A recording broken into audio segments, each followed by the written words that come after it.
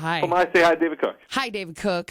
Hi, how are you? Good. How are you doing? I am wonderful. My dog is whimpering for some reason, so you might hear him in the background, but don't mind it. He's not being mistreated, I promise. Has he recovered from Petapalooza and all the stimulation? He had a little Vegas hangover for a couple of days, but he did okay, and he's probably pretty happy because Dad did well at blackjack and got him a bone. So. Oh, really? Yeah. Yeah, that was fun. When he was backstage, yeah, he seemed to be very excited and very happy to be there.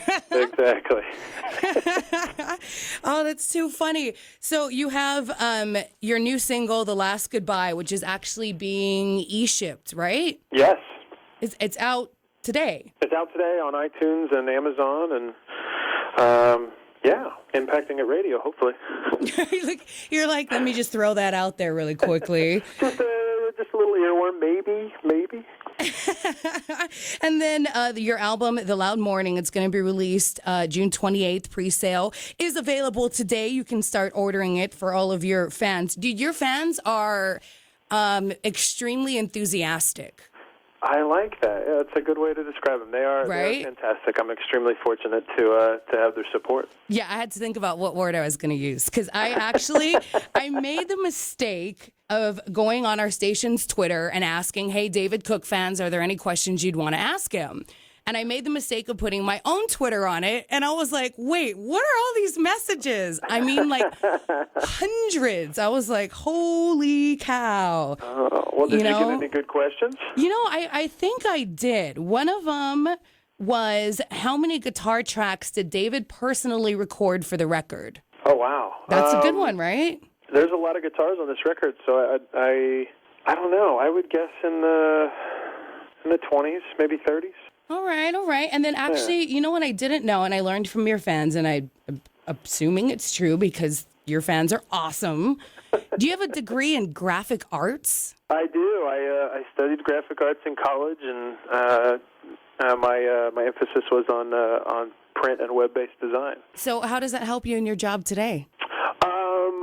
Probably much to the label's chagrin, I'm pretty heavily involved in the album design, so I'm sure they would love me to be a little bit more hands-off. But I was just thinking that. Oh, so you actually, because a lot of my friends, a lot of people that do go to college, whatever degree they get, they always end up doing like the exact opposite.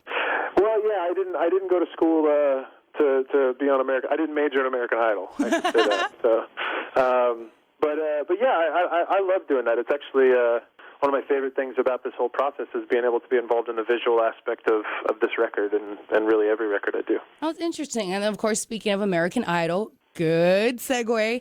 You're going to be performing on Thursday.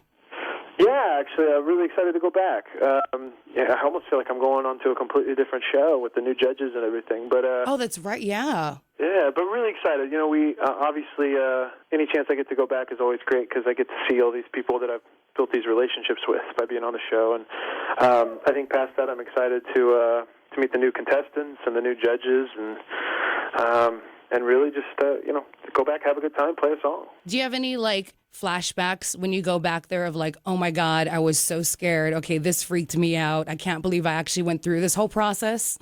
Well, I have to say I'm certainly sympathizing with the contestants. Going on Thursday and that being the day that somebody gets sent home. I remember going back and playing the Rolling Stones cover, I believe, last season, and talking to the contestants that day, and they all just seemed so timid. And for a second, I was like, man, what's going on? And then I realized, oh, somebody's getting sent home today. You're like, ooh, yeah, sorry, guys. Yeah. So it's I can certainly sympathize with how nerve-wracking that day must be for them. Yeah, I'm sure it is. My mom loves that show. Yeah. Yes. I don't even need to watch it, and I already know what's going on. You get the play-by-play. Yeah, good job, Mom. Sure. And then, I wasn't surprised, but I kind of was when you did the acoustic Rolling in the Deep at Petapalooza. Yeah. I did not realize how crazy people were going to go over that, and it even ended up on Perez Hilton.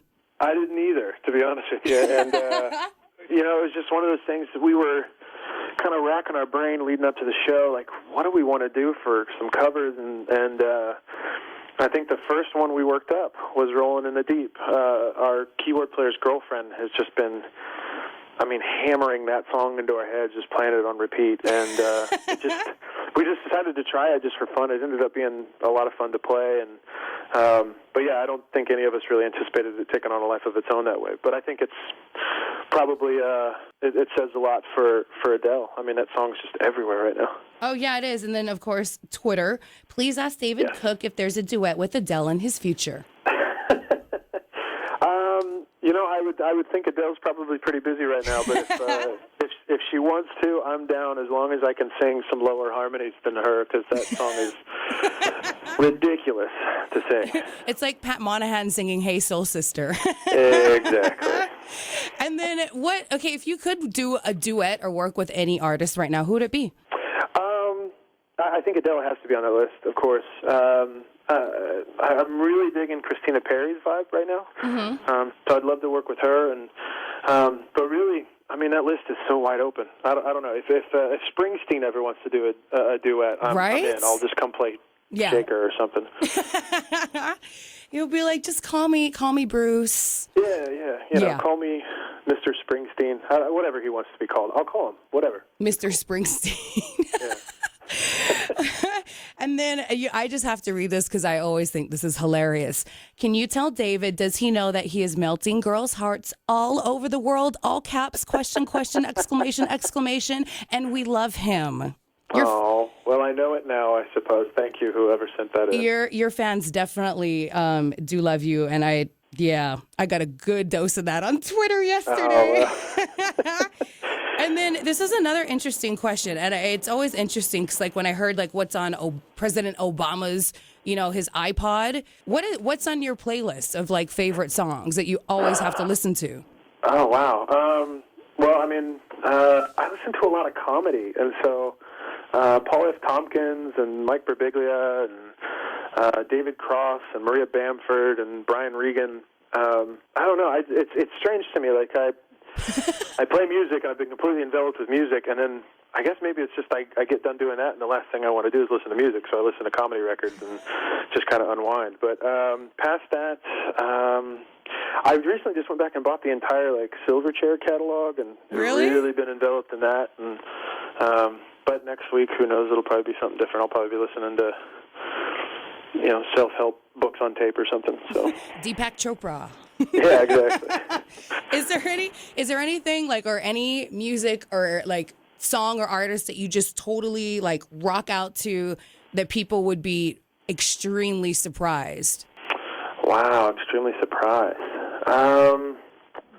Rod Stewart no.